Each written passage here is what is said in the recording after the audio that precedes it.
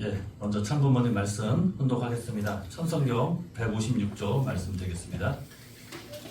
하늘을 대신하여 참부모의 인연을 대신하여 뜻을 책임지고 받들어 나오는 통일교회는 시련을 자초해서 당해 나가고 있습니다.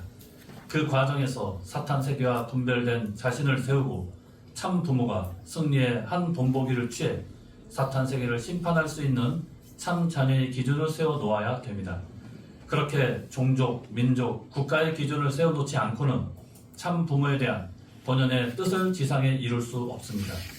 이 기간에 선생님과 더불어 싸우고 있는 여러분은 참 부모의 개인적인 대신자요, 가정적인 대신자요, 민족적인 대신자요, 국가적인 대신자입니다. 이런 부모의 대신자로서 지금까지 한국은 물론이요, 세계 무대에서 책임지고 싸워야 하는 것이 여러분의 책임입니다. 다음은 성경 말씀 마태복음 5장 10절 말씀 봉독하겠습니다. 의를 위하여 박해를 받은 자는 복이 있나니 천국이 그들의 것임이라. 아주. 예, 사랑하는 충주대교 식구 여러분, 한 주간 안녕하셨습니까? 안녕하세요. 3월 들어서 두 번째 맞이하는 성일입니다. 요새는 그래도 날씨가 많이 풀려서 따뜻한 느낌이 있었는데 오늘 아침은 또 다시 영하 날씨로 좀 내려갔네요. 그래서 환절기, 요새 좀 감기 환자가 많이 발생하는 것 같은데 항상 감기 유념하시고요. 건강관리 잘 하시고 건강한 모습으로 새로운 한 달을 잘 맞이했으면 좋겠습니다. 오늘은 참 부모님 말씀 그리고 성경 말씀 이 두 내용, 혼독한 내용을 중심으로 해서 시련은 있어도 실패는 없습니다 라는 주제로 말씀을 함께 나눠보고자 합니다. 3월달은 새로운 봄의 시기이고요. 아까 우리 입학식 및 임명식도 했는데 새 학기를 시작하는 시기이기도 합니다. 그래서 오늘 새로운 학기를 맞이해서 충주대교의 청년 학생들을 이끌어갈 우리 청년부 임원들을 모시고 잠깐 말씀도 듣고 또 임명장을 수여하기도 했습니다.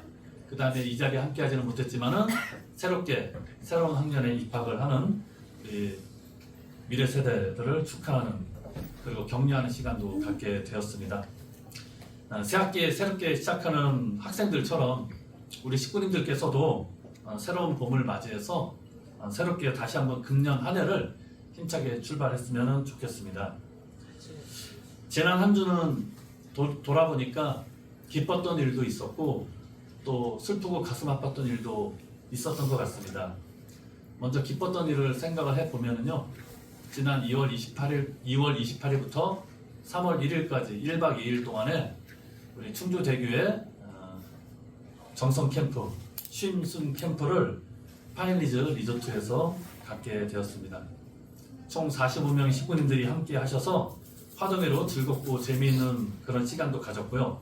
또 가족별 시간을 충분히 가질 수 있도록 시간도 많이 드리고 그 시간을 통해서 가족 간에 서로 화동하고 화합하고 힐링하고 휴식하면서 좀 더 이렇게 하나로 한 마음으로 느낄 수 있는 그런 유대감을 느끼는 시간도 갖게 되었습니다.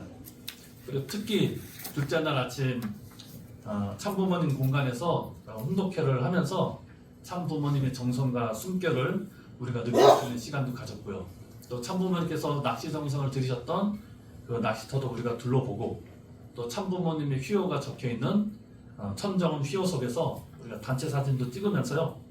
하늘 부모님의 이 심정이 머무르는 이 자연 환경을 우리가 만끽을 할 수 있었습니다. 또 특별히 우리 김중섭 원장님께서 이 가족 정성 캠프가 잘 진행되고 많은 식구들이 함께 하실 수 있도록 아낌없는 후원을 해주셨습니다. 첫날 저녁 횟집에서 맛있게 식사들 하셨죠? 네. 우리 특히 김중섭 원장님께서 다시 한번 감사의 박수 올렸으면 좋겠습니다.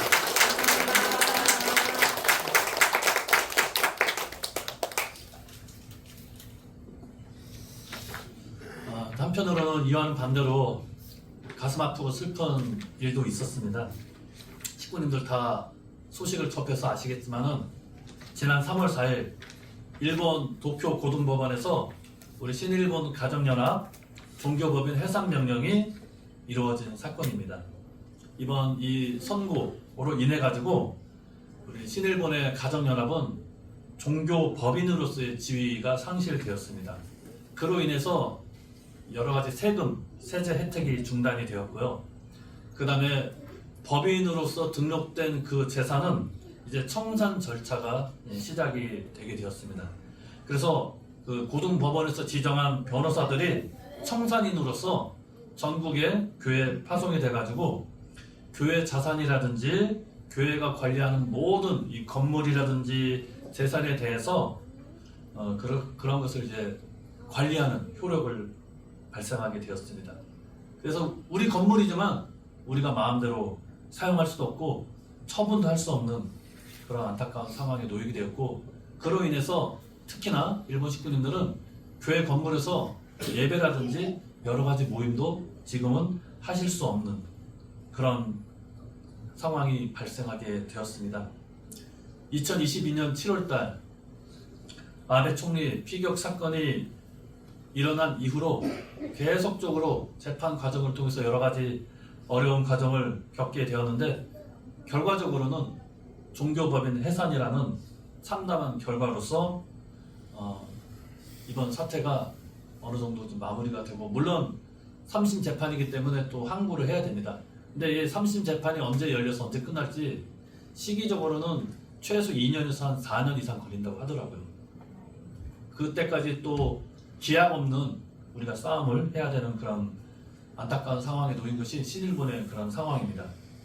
신일본뿐만이 아닙니다. 우리 한국도 윤석열 대통령 탄핵 사건 이후에 특검을 통해서 결국 참 어머니께서 구치소에 수감되지 않으셨습니까? 벌써 160일이 넘는 기간 어머니께서는 구치소에 수감이 돼서 재판을 받아야 되는 그런 입장에 직면하게 되었던 것입니다. 이렇게 참 어머님을 비롯해서 섭리의 중심국가인 이 아버지 나라 한국과 어머니 나라 일본이 모두 힘들고 어려운 가운데 처하게 된 것을 우리들은 현재 목도하고 있습니다.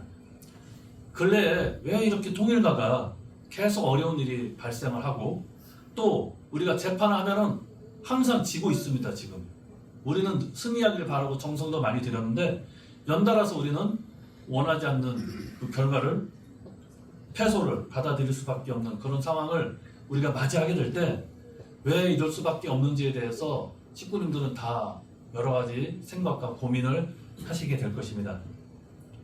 일본 가정연합이 정말 죄가 많은가요? 그리고 참 어머니께서 정말 죄가 있으셔서 이런 어려움을 겪고 계시는 것일까요? 식구님들은 어떻게 생각하십니까? 당연히 식구 입장에서는 그렇지 않다라고 생각을 할 것입니다.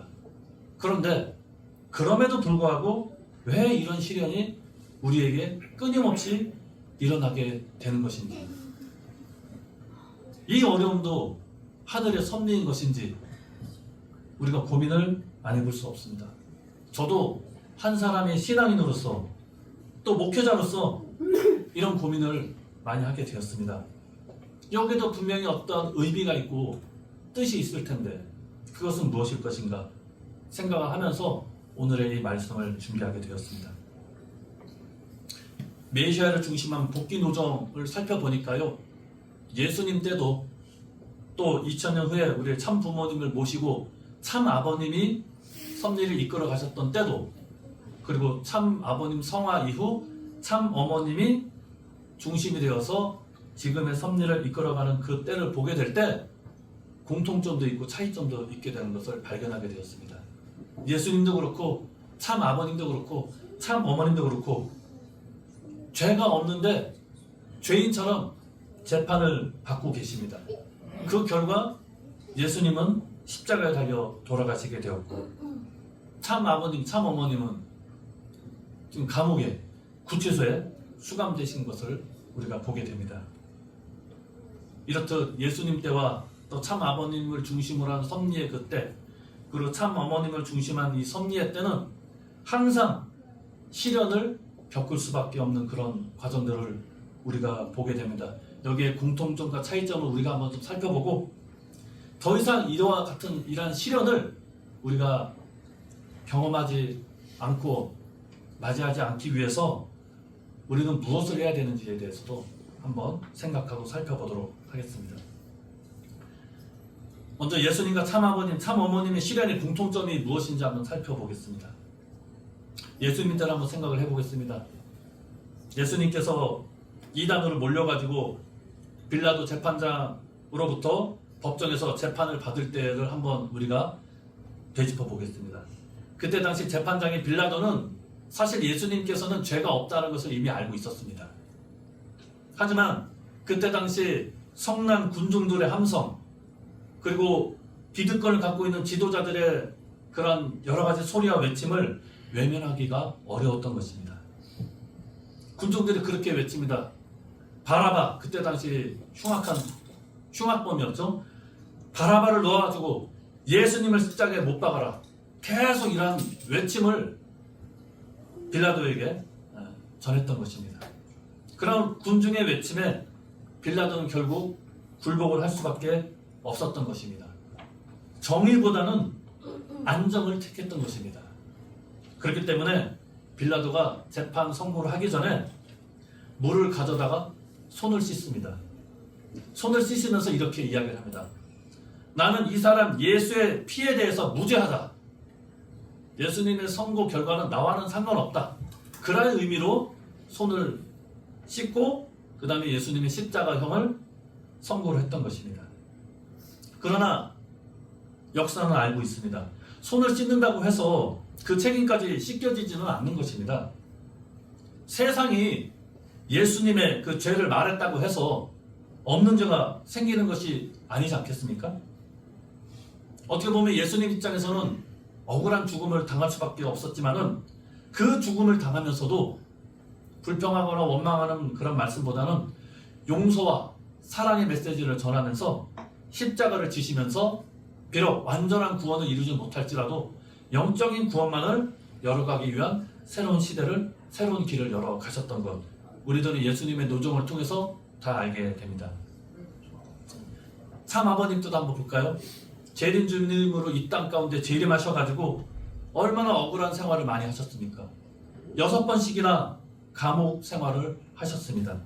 특히 마지막 미국 덴버리에서 감옥 생활을 했을 때 그 상황은 2000년 전에 예수님께서 재판을 받았을 때와 비슷한 상황이라고 할 수 있겠습니다. 그때 당시 참 아버님께서 세계 선교 기금의 이자, 그 이자에 붙은 그 세금 약 70만 원을 내지 않았다는 것을 빌미로 해가지고 탈세 혐의로서 재판을 받으신 겁니다. 죄가 있어서 재판을 받으신 게 아닙니다. 그런 명목으로 아버님을 미국으로 쫓아내려고 재판을 걸었던 것입니다. 근데 아버님은 피하지 않으셨습니다. 당당히 맞서 싸우시고 비록 그 결과가 안 좋게 일어나서 감옥에 들어가는 상황이 되더라도 기꺼이 덴버리 감옥을 자처해서 가셨던 것입니다. 2000년 전 예수님 때와 마찬가지로 죄가 있으셔서 가신 것은 아니지만 기꺼이 희생의 길을 감내하셨던 것입니다. 그런데 이 덴버리 감옥이라는 곳은 마치 2000년 전에 예수님 당시와 같이 언제 어느 때 그 목숨을 부지하기가 어려운 일촉즉발의 위험한 상황이 바로 덴버리 감옥에서의 수감 생활이었던 것입니다. 그때 당시 범죄자들도 아버님의 명성을 알고 있기 때문에 레버런 문이라는 사람이 어떤 사람인지를 판단해보고 그 소문이 사실이면은, 안 좋은 소문이 사실이면은 죽여버리겠다, 이런 마음을 갖고 있었다고 하지 않겠습니까? 그렇게 죽음을 당할 수 있는 위험한 천만한 상황에서도 참 아버님께서는 그 상황을 회피하지 않고 기꺼이 지옥의 미창까지도 내가 복귀하겠다는 심정으로 덴버리 감옥을 가셨던 것입니다. 참 어머니께서도 마찬가지입니다. 지금 구치소에 수감되신 게 어머님이 무슨 죄가 있겠습니까? 그리고 11번 식구들이 무슨 죄가 있어가지고 종교법인이 지금 해산되고 있겠습니까? 권력을 가진 정치 지도자들의 그런 정치의 기득권 논리에 의해서 억울한 오해를 받으시고 그런 시련을 당하시는 것 아니겠습니까? 굳이 죄가 있다면 부족한 자식들의 그 허물을 감싸주시고 덮어주시느라고 당신을 희생한 죄밖에 없는 것입니다. 죄라고 한다면. 어머니께서도 예수님처럼 또 참 아버님처럼 목숨을 각오하고 구치소에 들어가신 것입니다. 어머님 연세가 벌써 80이 넘으셨습니다.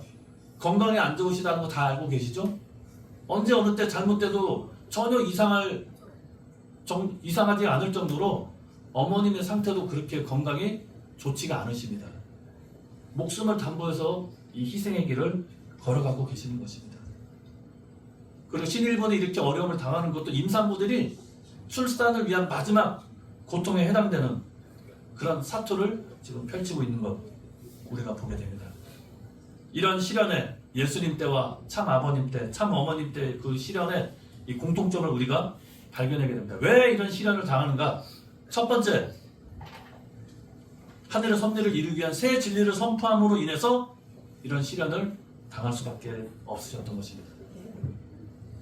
예수님은 유대교의 안식일의 전통을 깨시고 7일째 되는 날은 아무것도 하지 않잖아요. 유대교 전통에 의해서. 그런데 그 날에도 말씀 전파하고 활동을 하셨습니다. 그리고 하나님이 이 세상을 지배하는 주인으로서의 하나님이 아니라 우리 인간에게 있어서는 부모와도 같은, 아버지와도 같은 존재라고 하나님 아버지에 대한 것을 새로운 진리로서 말씀을 주셨습니다. 그때 당시에 아무도 그 말씀을 이해하지 못했던 것입니다. 그렇기 때문에 어려움을 당할 수밖에 없고 핍박을 겪을 수밖에 없으셨던 것이 예수님의 노정이었습니다. 새 진리 선포로 인하여서. 참 아버님도 마찬가지 아니겠습니까?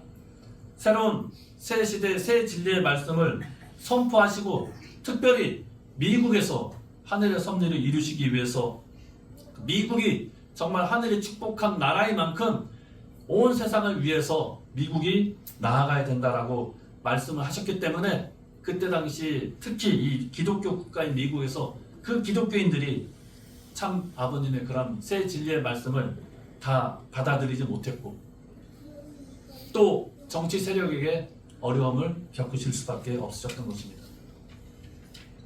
참 어머님도 마찬가지라고 저는 생각을 합니다. 참 아버님 천주성화 이후에 어머님께서 가장 먼저 주신 말씀 독생의 선포 아닙니까? 이 말씀 식구님들 이해하셨나요? 저도 이해 못했거든요. 그때 당시 왜 저런 말씀하시지? 아무도 이해하지 못한 상황에서도 어머님이 바보가 아니에요. 식구들이 이해 못하는 거 알면서도 어머님의 입장에서는 독생녀에 대한 말씀을 선포를 하실 수밖에 없으셨던 것입니다. 하나님은 아버지로만 계시는 것이 아니라 하나님 어머님, 그래서 하늘 부모님이라는 그러한 새로운 내용을 우리 식구들뿐만 아니라 세상 사람들에게 드러냄으로써 하늘 부모님의 온전하심을 드러내기 위해서 독생녀에 대한 말씀을 선포를 하셨던 것입니다. 우리 내부적으로 너무나 이해를 받지 못하시고요. 반대를 받으시고 핍박 아닌 핍박도 받으셨습니다. 그게 과거로서만 머무르는 게 아닙니다. 지금도 어머님 말씀 이해 못하는 식구들 많지 않습니까? 지도자들 많지 않나요? 공개적으로 공개 선언문을 내고 어머님을 대해서 반대하고 통일교는 해산해야 된다 이런 말씀하시는 참가정이란 분들도 그런 말씀도 하시고 존경받은 지도자들도 과거의 그런 습성에 사로잡혀가지고 어머님의 새로운 그 말씀을 받아들이지 못하고 반대하고 있습니다. 우리 식구님들 가운데서도 혹시 어머님의 그런 말씀 이해가 안 돼서 드러내지 못했지만 그걸 반대하고 있는 식구님 계시지 않나요?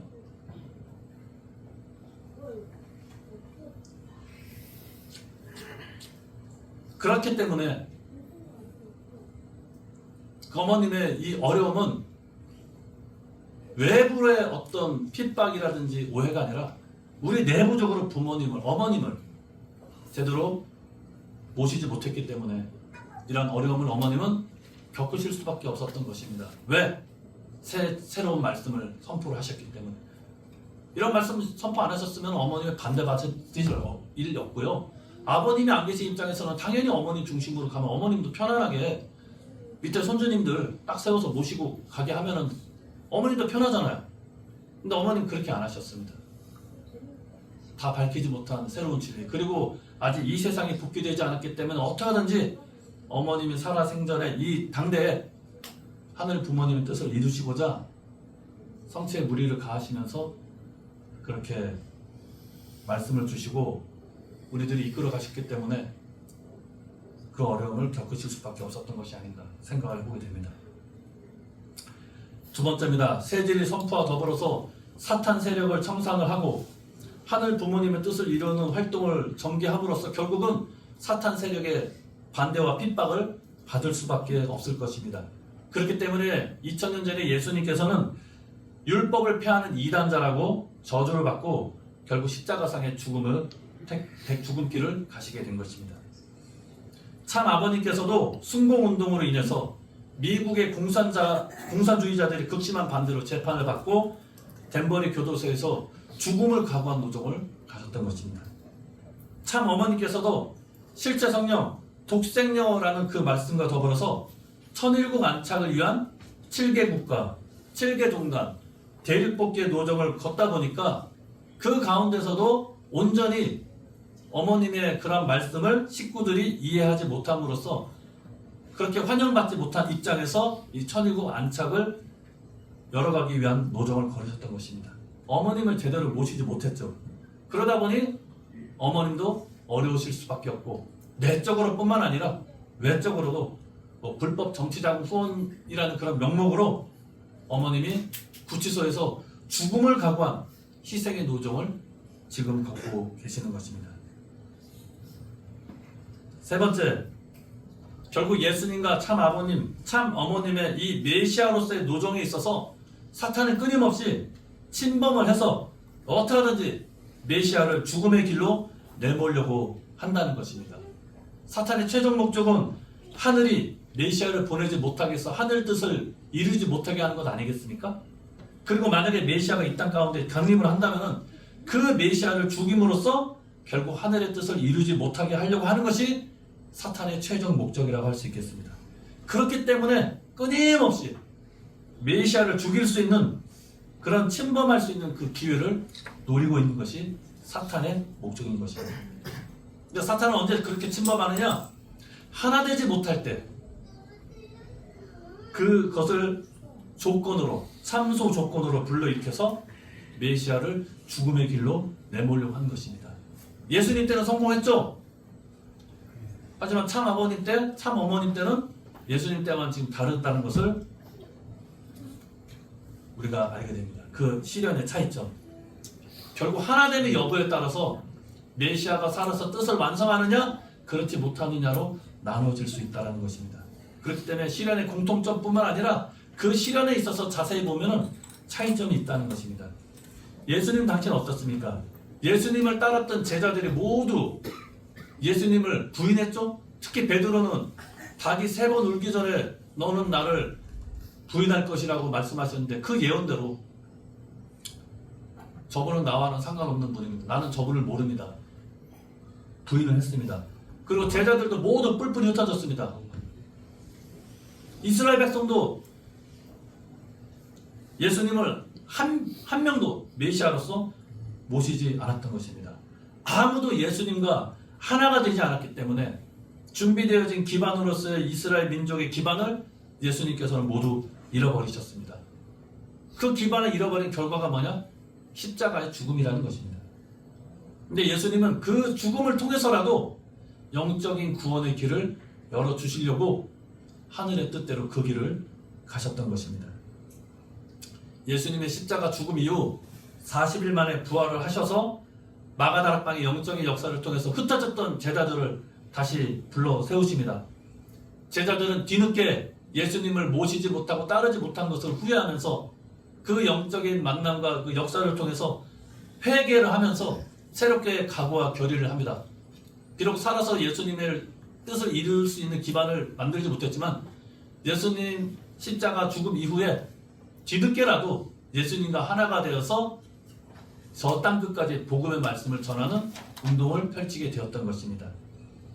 하지만 그에 따른 탕감 조건은 너무나 가혹했습니다. 12제자 가운데 온전히 살아서 하늘의 뜻을 이룬 사람이 없습니다. 다 비참한 죽음을 당했습니다. 그리고 예수님을 따랐던 기독교인들 로마 밖에 400년 동안에 얼마나 고통과 어려움을 많이 당했습니까? 하지만 그런 엄청난 희생과 핍박을 견뎌내고 이겨내니까 비록 시간은 좀 흘렀지만은 예수님 사후 400년 만에 기독교가 국교로서 공인이 되었습니다. 살아서는 하나 되지 못했지만 예수님 사후에라도 하나 되려고 몸부림쳤기 때문에 비록 가중된 탄감 조건을 치르게 되었지만은 어쨌거나 하늘의 뜻은 실패 없이 계속 이어지고 또 이루어가게 됐다는 것 우리들이 알아야 되겠습니다. 예수님 때는 예수님이 제자들과 이스라엘 백성들과 하나 되지 못해서 아무런 기반이 없었기 때문에 십자가에 달려 돌아가셨지만은 참 아버님께서 덴버린 수감 그 길을 가셨을 때도 한번 생각을 해봅시다. 예수님 때와 마찬가지로 죽음길을 각오해서 가는 것과 똑같습니다. 하지만 참 아버님께서는 철저하게 모범수로서 그 누구보다도 희생과 봉사의 생활을 하셨고 그것이 형무소의 모든 죄수들과 간부들로부터 존경을 이끌어내게 되었습니다. 그것을 통해서 참 아버님께서는 당신 스스로의 생명을 지켜 나갈 수 있으셨던 것입니다. 그리고 참 아버님께서 덴버리 감옥에 수감되는 동안에 참 가정을 중심으로 해서 모든 축복 가정 1세와 2세가 절대적으로 참 아버님과 하나가 되기 위해서 정성을 들였고 노력을 했고요. 또 뿐만 아니라 기독교 성직자들이 이것은 종교 탄압이라고 강력하게 규탄하면서 참 아버님의 무죄 석방을 외쳤던 것입니다. 이렇게 아벨권이라고 할 수 있는 우리 통일가의 모든 식구들 또 가인권의 지도자인 기독교 목사들이 참 아버님을 모시고 하나가 됨으로 인해서 참 아버님께서는 결국 무사히 덴버리 감옥에서 석방이 되셨고요.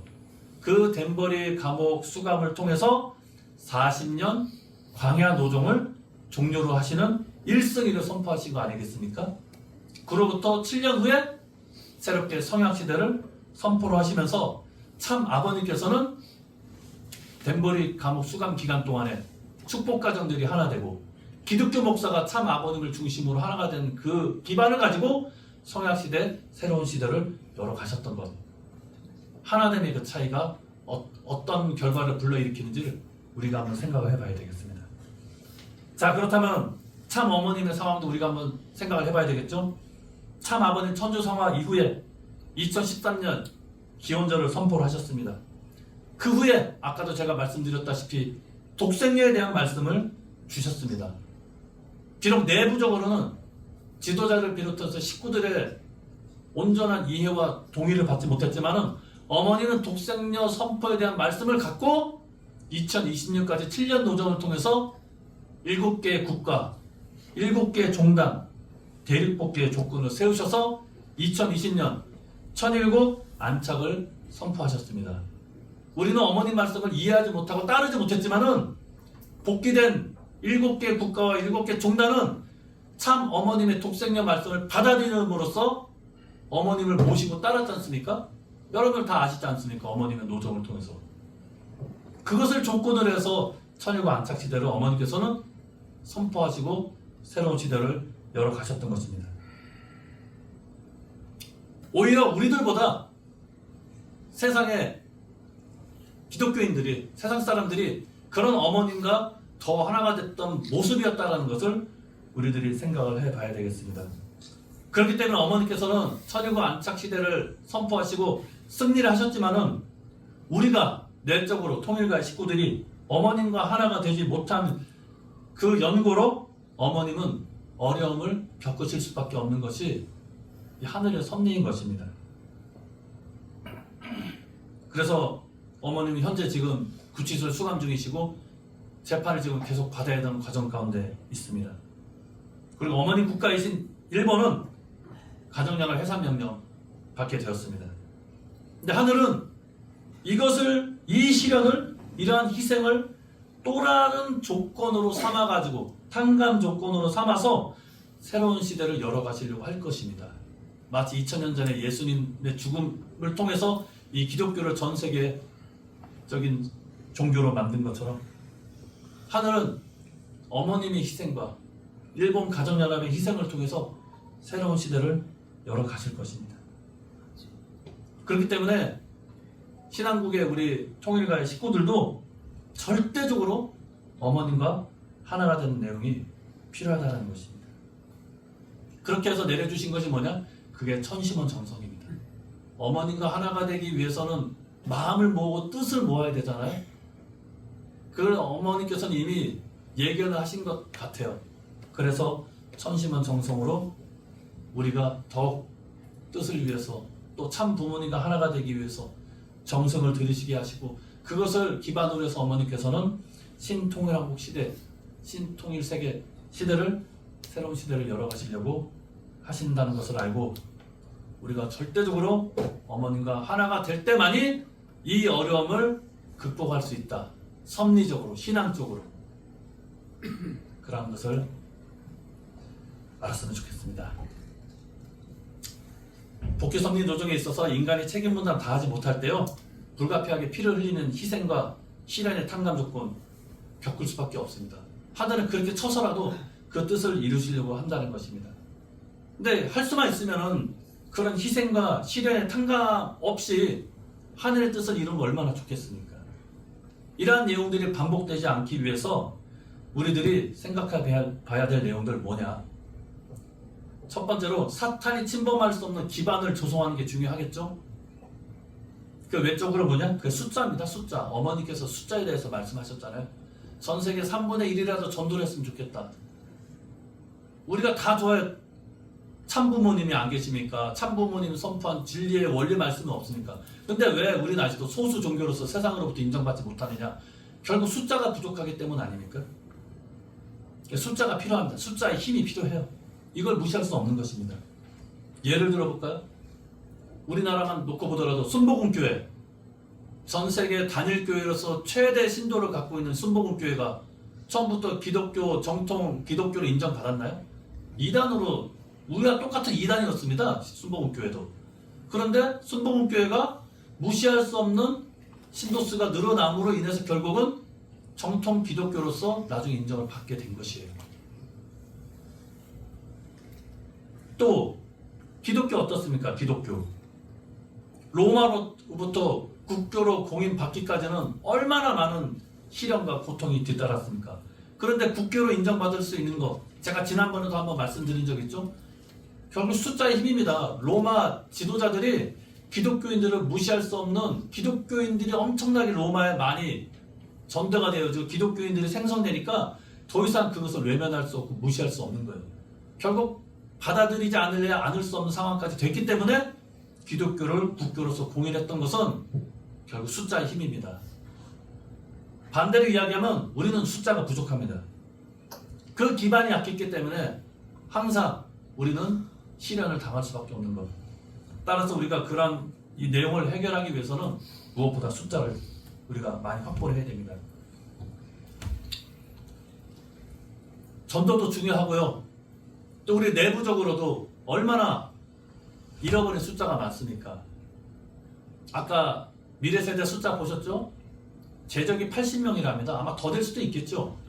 그나마 연락이 한 번이라도 억지로 어렵게라도 되는 인원이 60명이라고 합니다. 근데 그 중에 지금 예배 몇 명 나오나요? 평균 25명에서 30명이라고 하지만은 그것은 1년 토탈 해가지고 한 번이라도 예배 참석한 사람까지 다 포함 숫자입니다. 20명이 채 안 돼요. 많아야 10명? 그게 우리의 현실입니다. 80명만 미래세대만 우리 찾아서도 성전 꽉 찰 거예요. 거기다 미래세대 부모님들까지 안 나오시는 우리 휴면 식구님들까지만 찾아 세우면은 이 성전이 차고 넘칠 겁니다. 예배 오전에 1부 예배, 오후에 2부 예배 해야 될 거예요. 그러면 이 지역사회가 우리 가정이나 충주교회 무시할 수 있을까요? 조금 있으면 이제 지방선거 되잖아요. 선거철만 되면 정치인들이 와서 인사만 하잖아요. 제일 먼저 오는 교회가 어딜까요? 그러면 우리가 되겠죠. 왜? 무시할 수 없는 숫자가 있으니까. 그러면 더 이상 우리는 세상으로부터 시련을 당한다든지 핍박을 당할 이유가 없을 것입니다. 그런 힘을 갖추니까 그 숫자의 힘이 필요하겠습니다. 두 번째입니다. 사탄이 침범하지 못할 숫자의 기반을 만들기 위한 전제 조건은 뭐냐? 우리의 어떤 기본과 기초가 튼튼해야 된다는 것입니다. 이스라엘은 2000년간 나라 없는 서름을 겪었고요. 2차 세계대전 때 600만 명의 학살을 당하는, 죽음을 당하는 과정에서도 오늘날의 강대국의 모습을 갖췄습니다. 그런 그 이후에는 끊임없이 부모가 자식들에게 또 후손들에게 선민으로서의 그런 신앙의 전통과 교육, 신앙의 전통을 교육하고 상속했기 때문입니다. 선민으로서 불리움받은 자신들의 정체성을 잃어버리지 않고 간직을 했기 때문에 그것을 기반으로 해서 오늘날의 거대한 이 미국 사회를 이끌어가는 소수 종족으로서 우뚝 서게 되었던 것입니다. 어머니께서도 참아버님 천주성화 이후에 신령과 진리가 사라지시는 초창기의 모습 회복해야 된다고 말씀을 주셨습니다. 근데 우리는 그런 모습을 만들기 위해서 얼마나 노력했나요? 원리 강의가 끊임없이 이루어져야 된다. 저도 그때 당시 청주 충북교구에서 사무국장 할 때였는데 원리 강의를 한동안은 열심히 했어요. 근데 결국 점점 식구들이 못 오시더라고요. 매일 나오시기 힘드시겠죠, 물론. 그러다 보니까 어느 순간 자연스럽게 원리 강의를 안 하게 되더라고요. 어머님 말씀이 채 한 달을 못 가더라고요. 그렇게 강조하셨는데도. 우리가 너무 결과적으로 부족했어요. 어머님은 당신의 모든 내용을 희생하고 투입함으로써 천일국 기원절을 선포하시고 천일국 안착지대를 선포를 했지만은 이게 선포로서 조건 선지로서 끝나게 되는 결과를 우리들이 만든 거 아니겠습니까? 천일국 백성으로서의 천일국 문화를 우리가 이 땅 가운데 실체적으로 구현을 해내야 되는데 우리들이 우리들의 삶 속에서도 그것을 구현해내지 못했던 것입니다. 초창기의 모습 많이 잃어버렸어요, 우리가. 그렇기 때문에 결국은 어머님과 하나가 되지 못했고 어머님의 말씀을 받들지 못한 것이 사탄이 침범할 수 있는 또 다른 조건으로 형성이 되었기 때문에 그 어려움은 어머님이 우리들을 대신해서 지금 가고 계시는 것 아닌가 이런 생각을 해보게 됩니다. 한편으로는요, 어머님 구치소 수감 사건도 그렇고 친일본 가정연합 종교법인의 해산명령도 한편으로는 저는 감사할 일이라고 생각을 해요. 왜 그러냐면요, 식구님들 다 아시겠지만 그 아베 총리를 저격한 야마가미라는 그 청년, 사실 처음에 누굴 먼저 노렸습니까? 어머님이 먼저 노렸거든요. 일본에서 대회할 때 아베 총리 저격하듯이 이미 모든 준비를 해서 그 대회 때 어머님을 저격하려고 했답니다. 그런데 너무 이제 경호가 잘 되어 있어가지고 자기 뜻을 이루지 못했기 때문에 그 대신해서 아베 총리를 저격을 했던 거예요. 우리하고 그때 여러 가지 서밋하면서 관계를 맺지 않았습니까? 그러니까 어떻게 보면 아베 총리는 어머님을 대신해서 죽음의 길을 가신 거예요. 희생을 하신 것입니다. 그러니까 어머님을 살리는 대신에 아베 총리가 저격됨으로 인해서 결국 신일본이 희생과 고난의 노정을 가게 된 것입니다. 어머님의 목숨과 바꾼 거예요. 이 가정연합 해산명령을. 비록 그 현실은 안타깝지만 그래도 어머님이 계시고 안 계시고는 더 큰 차이 아니겠습니까? 그런 면에서 그러다 아직은 어려운 입장에 계시지만은 어머님이 살아서 우리들과 함께 하신다는 것에 대해서 우리는 정말 안도의 한숨도 내쉬어야겠지만 감사하는 마음을 가져야겠습니다. 우리 신일본 우리 식구님들께 정말 감사를 드려야 됩니다. 그분들이 희생으로 어머님을 살리신 것입니다. 그렇기 때문에 신한국에 있는 우리 아버지 국가에 있는 우리들이 어머님을 실제로 모셔야 되는 한국 아니겠습니까? 어머님과 절대적으로 하나가 되어야 됩니다. 그리고 어머님께서 말씀하신 것을 이제는 구체적으로 실체화시켜야 되는 것입니다. 그것이 우리들의 책임 분담이라고 할 수가 있겠습니다. 그렇게 하나가 된 자리에는 하늘이 역사하고 함께함으로써 승리하지만은 하나 되지 못하고 우리들의 마음이 흩어지게 된다면은 하늘이 역사할래야 역사할 수 없고 사탄이 그 자리에 침범하면서 우리들은 어려움을 당할 수밖에 없다는 것입니다. 참 부모님께서 실패하셨나요? 여러분은 어떻게 생각하십니까? 절대 그렇지 않죠. 감옥에 가셨다고 어머님이 실패하신 거예요? 아닙니다. 어머님은 또 다른 성공을 희생을 통해서 기약하고 계시는 것입니다. 그리고 참 부모님은 참 아버님도 그렇고 참 어머님도 그렇고 메시아로서 참 부모로서 이미 책임을 다 하셨습니다. 근데 하늘의 뜻은 하늘의 책임 분담 95%와 인간 책임 분담 5%가 더해져야지만이 완전히 이룰 수 있는 거 아니겠습니까? 남아있는 책임이 우리에게 있는 것입니다. 우리가 책임하지 못했기 때문에 뜻이 더디게 이루어지는 것뿐이지 참 부모님은 이미 참 부모로서의 모든 것을 닦아오셨고 승리를 하셨던 것입니다.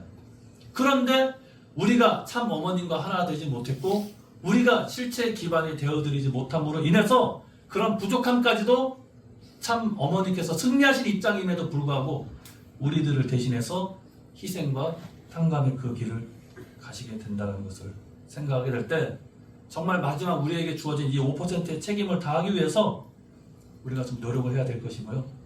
그러기 위해서는 절대적으로 가장 중요한 것은 하나가 되어야 됩니다.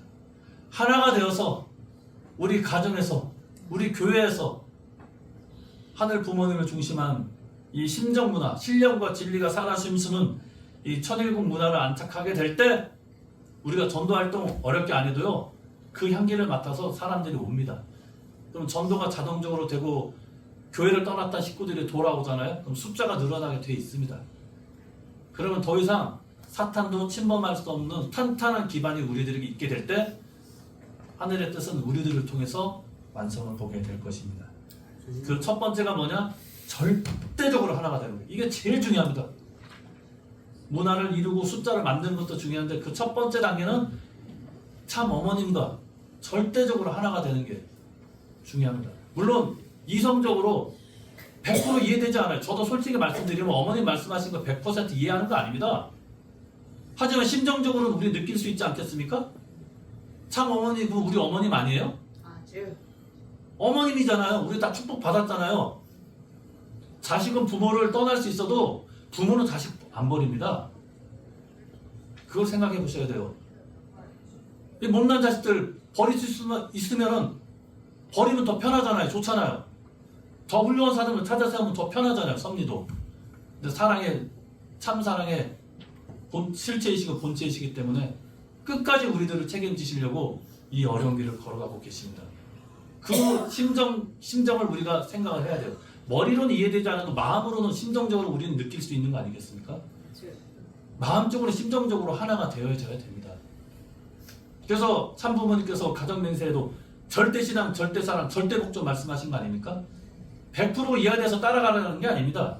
이해되지 않더라도 그렇게 말씀하시고 행동하시는 것에는 하늘의 뜻이 있고 우리가 모르는 또 다른 섭리가 있다고 생각한다면 우리가 순종하는 마음으로 그 길을 따라가게 될 때 하나가 되게 될 때 하늘은 그것을 조건으로 해서 사탄이 침범할 수 없게끔 하시고 하늘의 뜻을 이루어 가신다는 걸 생각하게 될 때 어머님을 해방시킬 수 있는 가장 첫 번째 조건은 뭐냐? 물론 외적으로 법적인 투쟁도 하고 여러 가지 무슨 운동도 하고 여론전도 펼치고 외적으로도 많이 해야 되지만 가장 내적으로 중요한 건 뭐냐?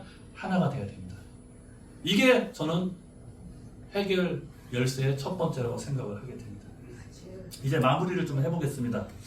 하늘길을 간다는 것은요 절대 쉬운 건 아닌 것 우리들 잘 알고 있습니다. 하지만 그 길을 가는 동안에 그렇기 때문에 시련은 있을 수 있습니다. 우리의 부족함으로 인해서 시련은 올 수도 있습니다.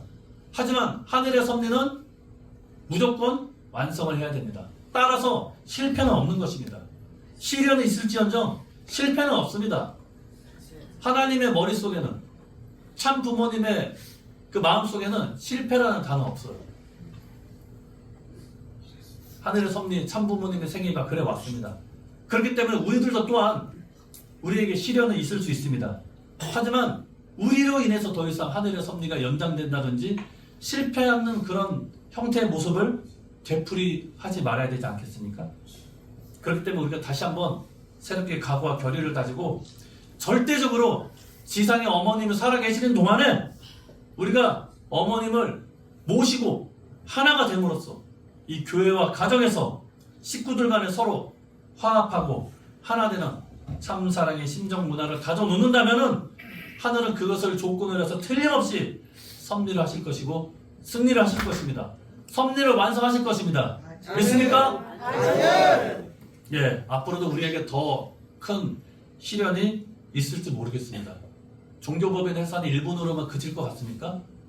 일본을 그렇게 해산시켰기 때문에 한국도 얼마든지 하려고 대통령이 계속 얘기하지 않습니까?